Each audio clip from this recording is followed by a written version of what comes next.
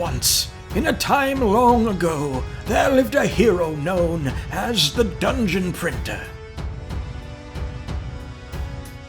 Dungeon Printer sought to educate the world on the newest technologies entering the land.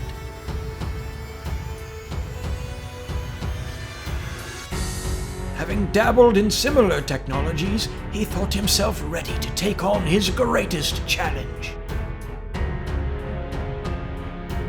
But, upon confronting the new technology, the Dungeon Printer quickly found it to be unlike anything he'd faced before.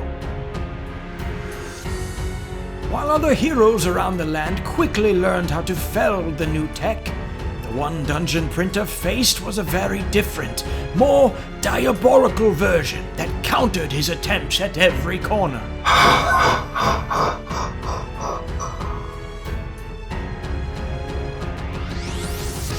Having been defeated at every turn, the Dungeon Printer retreated into a self-imposed exile to study the technology beyond the reach of the public eye. Will he ever return? Will he find a way to tame the wild technology? Will he... Hi. Sean from Dungeon Printer here. I haven't been around in a while. That has probably been obvious to those of you who have so graciously subscribed to the channel. But as the announcer, who I've never met before and definitely don't know, just pointed out, I've kind of been just taking a break, trying to figure out what's wrong with this thing, going back and forth with Phrozen customer support, and just taking some time to play some games and enjoy the holidays as well. And I've admittedly been a little bit busy at work with some projects going on there as well. But a couple weeks ago, I was working on a video about how to change the LCD screen in the Transform, since I haven't quite seen that out from anybody yet, and the Phrozen people were kind enough to send me a new LCD screen as a possible solution to the issues that I've been facing. While changing out the LCD screen though, I found what I think is the culprit for a lot of the issues that I've been facing. Can you see what it is from this footage? Yeah, it's as simple as that. Whoever installed my LCD screen into the machine before it was shipped to me, taped down the machine with the protective screen still on it. And the protector was on the screen so well that even after cleaning resin off of it, scraping it, there still wasn't a single air bubble or any indication that this thing was on there. It wasn't until I was peeling off the electrical tape that the protective screen started to peel away with it that I noticed that this thing was still on there. Now, is this Phrozen's fault? Is this user error? In my opinion, I think it's a little bit of both. One, I had zero indication that this was on there, and I even remember rubbing my finger across it when I got it to see if there was a protective screen on it. There was no tab to pull the screen off, and it was legitimately underneath the tape that was securing the screen to the machine. So in no way in my wildest dreams would I ever think that I would need to remove the tape to remove the protective screen, put the tape back on before I was ready to print.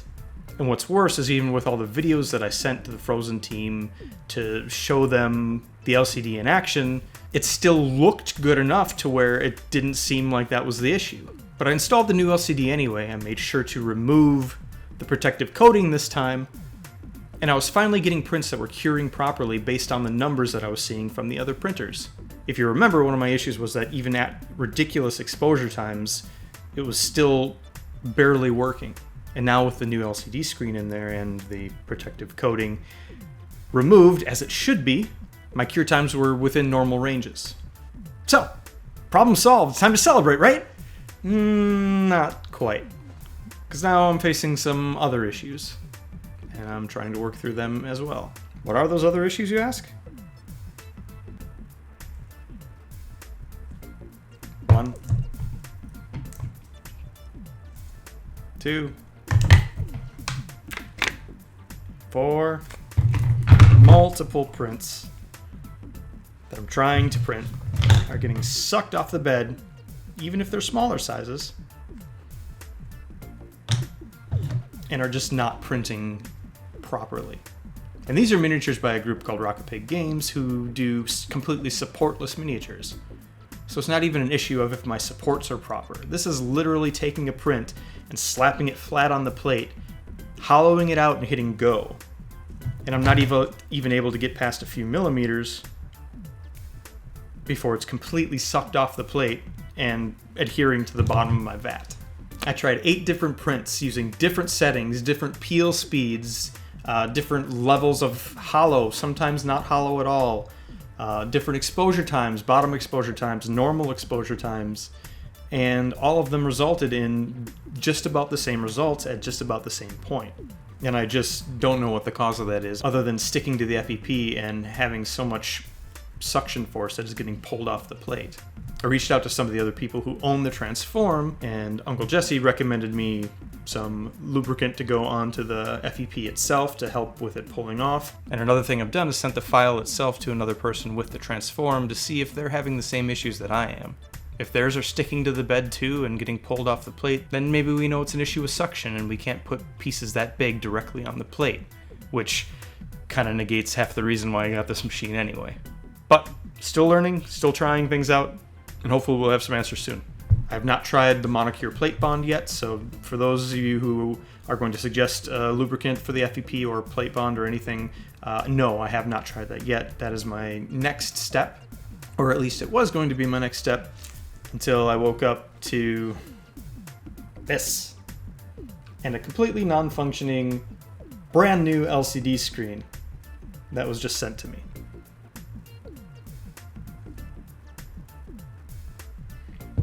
So now my replacement LCD screen that was no more than a couple days old, that worked well enough to cure the resin but still failed in general, was now broken. It wasn't displaying my layers any longer. It was just displaying a flat color, which resulted, as I said, in this great looking thing. This is a pain to get out, by the way. But Dungeon Printer, how do you know it worked if all you're getting is flat pieces? Well, I did a test plate before that actually got some pretty decent results. I did various size minis that didn't require any supports and spread them out across the plate. A bunch of small ones, a couple medium-sized ones, and a big one in the middle. Well, almost every one of the small ones worked fine.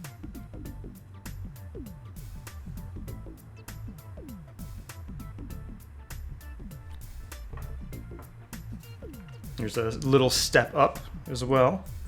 That also worked. You can see the difference in bases there. But as far as the medium-sized and big-sized ones go, this is the only medium-sized one that worked. The exact same print was on the other side of the plate, and, well, this is all that's left of that one. And the large print in the middle, also pretty gross. So I know the printer is able to handle smaller minis, but it seems like once you start getting just a little bit bigger, especially if you're going flat against the plate, the suction's just too much and takes it right off. Now that's the experience that I've been having without the things that I talked about earlier. So like I said, my next steps are going to be to try and lubricate the FEP a little bit using the PTFE lubricant that was suggested. And if that doesn't work, then maybe I'll spring for a little bit of plate bond and try that, and see if the combination of the two will keep those parts intact. But other than the LCD breaking way sooner than it should have, and these things that I have yet to try that are just shots in the dark at this point, I don't really know what else to do with this printer. And I reached out to Phrozen about a week ago, letting them know that my new screen wasn't working and all the other issues that I was having. And they told me that they would have answers for me the next day.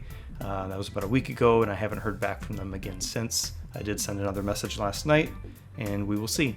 But that is just one chapter in the ongoing adventures of the Dungeon Printer. I do have some other news to share. Over the Black Friday weekend, I purchased the new CR10 V2 from Creality. I never really was able to get my Ender to be dialed in well, and I think I just need to take it apart and rebuild it and make sure everything is just perfectly fine. But I have wanted to get back into FDM printing, especially with all the Kickstarters that I'm following that are, support-free, terrain, all of that kind of stuff. I want to be able to print bigger without the huge resin cost, and I want to be able to get the good results that I've been seeing on other people's channels and throughout the community. So the CR10 V2 should be arriving very shortly.